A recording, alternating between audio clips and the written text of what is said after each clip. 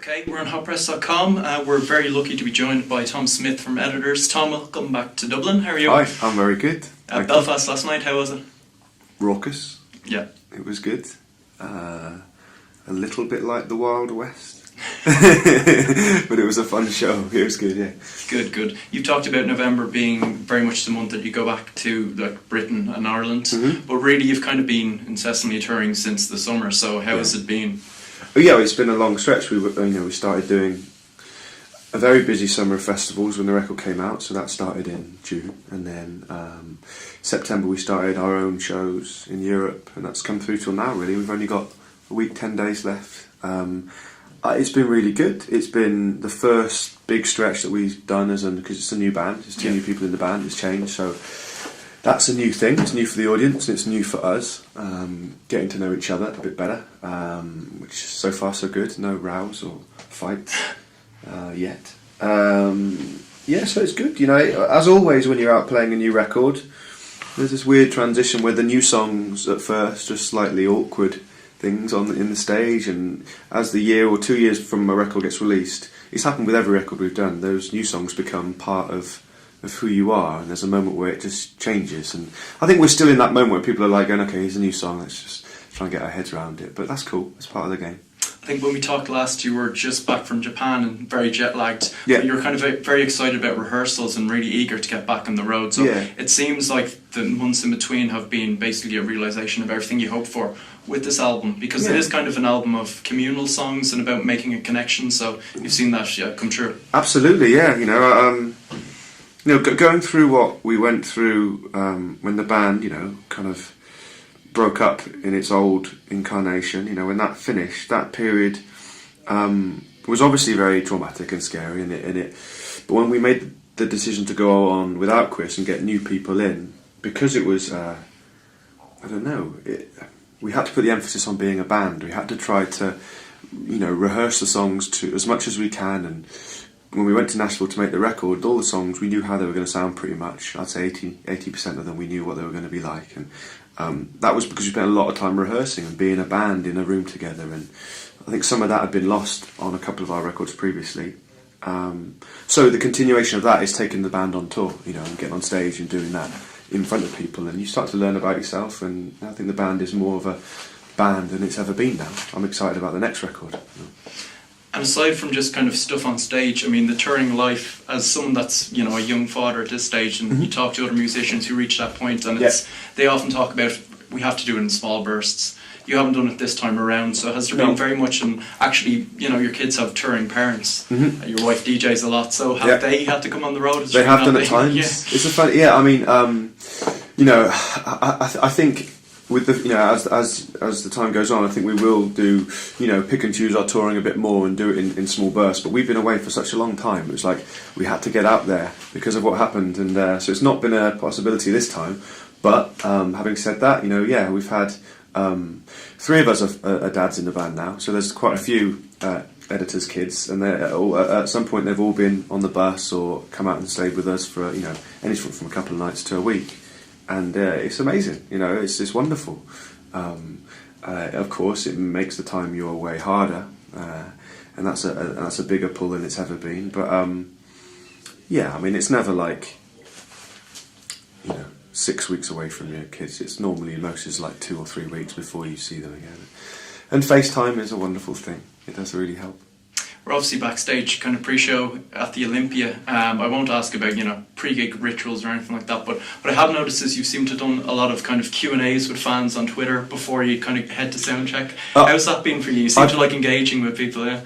I was late to the Twitter party, as were the band as a whole. And so I can't remember when last year or two, almost reluctantly, I was kind of led there by the powers that be, and I have started to become comfortable with that kind of interaction, that very immediate kind of interaction that I can have with fans of Editors or whatever, really. So on occasion I will kind of, generally it's not a two-way thing with me. It's not like I'm at Access all hours or whatever. But when I say, okay, I've got an hour free, and I'll take questions, and don't know if anyone's got anything to ask, I'll answer, and it's fun. It's cool. It's a powerful thing, but I think I think fans like it too. You know. Have you had strange questions? All the time, yeah, yeah.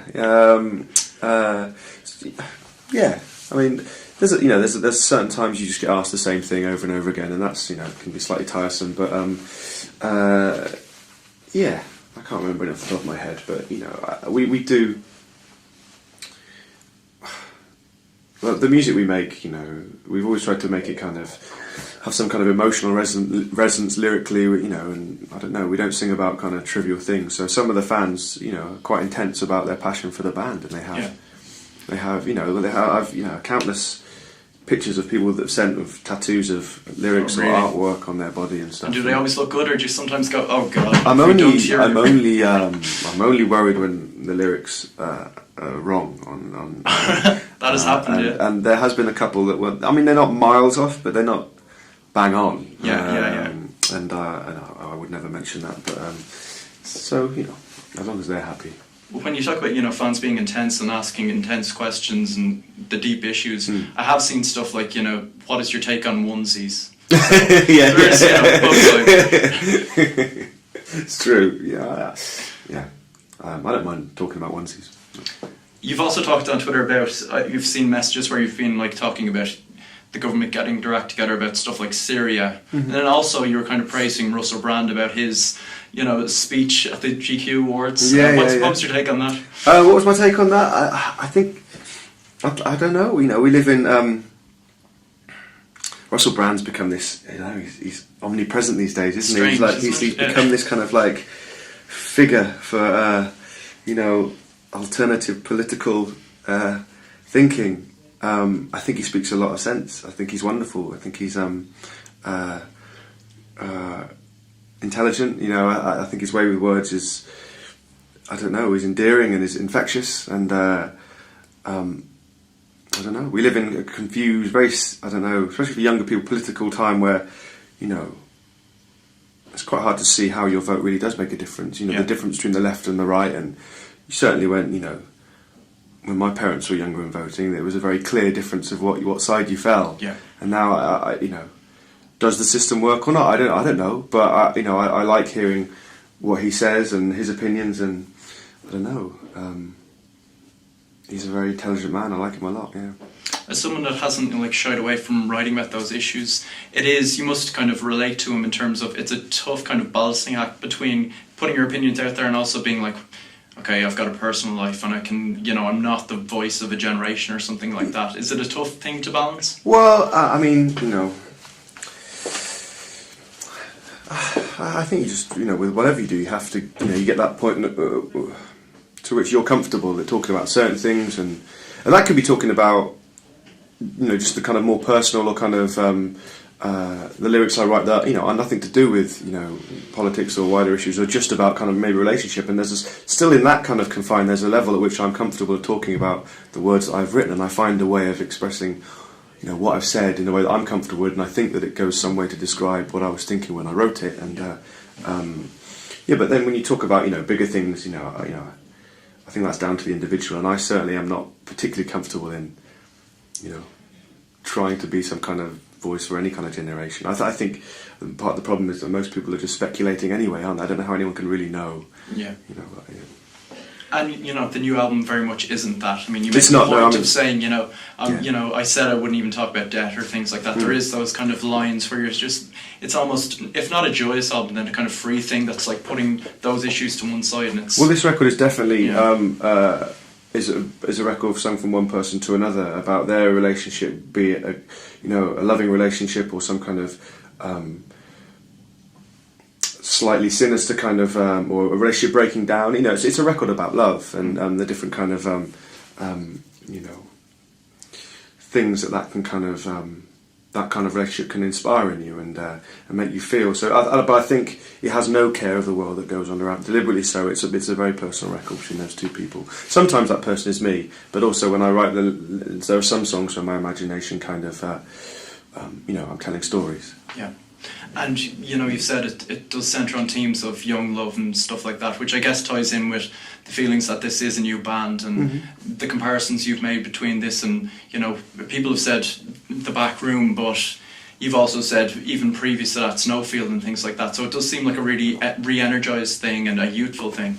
Yeah, I mean that's good. Yeah, you know, I think that's that thing of getting back into a room and just, you know, there's a certain more of a rock leaning with this record. You know, kind of, you know, he does kind of, you know, take, you know, then go on to kind of more orchestral kind of, I don't know, pastures. But at its heart, it's a rock record. It's a band in a room. You know, and the guitars are loud again, and the guitars sound different than they've ever done before on Editor's records because Justin doesn't play guitar like Chris did, and that's, you know, we didn't want someone to come in to be a carbon copy of the way Chris played. It was about a new chapter. But I think being a band in a room, and you know that reminds me of the time that we were writing with Snowfield and then Editors on the back room, and I can certainly draw a line there connecting the two. And a bit of inspiration from, you know, Scott Litt era REM you've talked about. I mean, the Monster era in particular, with just, you know, songs like Tongue. That was famously written in between sound checks and was built to be this big rock monster and be played in kind of big venues. Was that also kind of part of the thinking? We've had this such a claustrophobic kind of issue within the band. Let's just get out there and connect with other people and just kind of shake it off a bit. I think a little bit, yeah. I mean, you know, we've been through an intense time with the band, and things were kind of, you know, on top of us. And also, the third record was a very claustrophobic record as well. It was very intense and layered and dense. And I think even when Chris was still in the band, when we were writing these songs, it was about, well, being a bit more direct and opening things up, and, like I said, make a bit more of a traditional rock statement with it. And and certainly some of the decisions that we've made with the record are very inspired by REM. You know, I mean, they've been a huge influence on the band, and from day one, really. I was just thinking, obviously, about the first Tired Pony album, which is Peter Buck's a massive part of that. Did you have a chance to kind of chinwag with him, or? I did, because they just had their second record out, and I went and I did a show with them in London, and I did the song The Good Book with Gary that night. So yeah, I saw Peter there, but also Mike Mills was there too. I had a bit more of a chinwag with Mike Mills. Oh really? What did Mike have to say? Oh, he was on great form. I mean, he's had a bit of a rough couple of years away from music and stuff, but he's been doing stuff with is it the Big Star 3? He's been playing that. So but he's just a wonderful I don't know, he's just a big personality, you know. Peter was quite intense, but you could talk to him about music for hours and hours and hours, and he's just the biggest music fan I think I've ever met, and you know, always full of you know, compliments about our band and what we did. But you know, Mike similarly, but he's a little bit more the good time guy. So I had a great 20 minutes just chatting the breeze really with him at the show. Yeah. I mean, even at this stage in your career, do you have those surreal moments where you just revert back to being a fan, and it's kind of a bit, you're anxious about meeting I do with people like REM, yeah. You know, but we spent quite a lot of time with them, you know, when we talk, because we toured with REM on our second record, so I have a kind of you know, we have a bit of history and know them, you know, fairly well, and so it's kind of gone beyond that kind of awkward fanboy weird crush thing I had on them. And if we talk, you know, Tired Pony, other collaborations, obviously we're getting to a stage where everyone's going to be sticking on your record with Ananda Burroughs again. Will you be sitting around with some eggnog and maybe re-listening to Funny Looking Angels with Andy? It's funny, you know, you mentioned Twitter and stuff, and you know, people talking about that record has started again in the last couple of weeks. Actually, it's quite a nice feeling, you know, in certain stations, you know, playing it on the radio, and it's kind of wonderful having this thing that once a year. There are some people that like to dig it out and listen to it year on year. Yeah. And, you know, we didn't change the world with that record, but I think a lot of people love it, and I'm very proud of it. And me and Andy will. I don't think we'll make another Christmas record together, but we will do another record together when the time is right, or when there is time. Yeah. You know, Andy's a dear friend, and I really enjoyed writing with him, and we'll do it again. Yeah. There was at a point where it was almost like a relief to go see Andy and record. Well, exactly. You know, it came at a time when editors were at their least productive, no communication, no fun, and the fourth record at that time was just dragging on and on and on, and we weren't getting anything done. So, in my downtime, I made that with Andy, and it was the opposite. You know.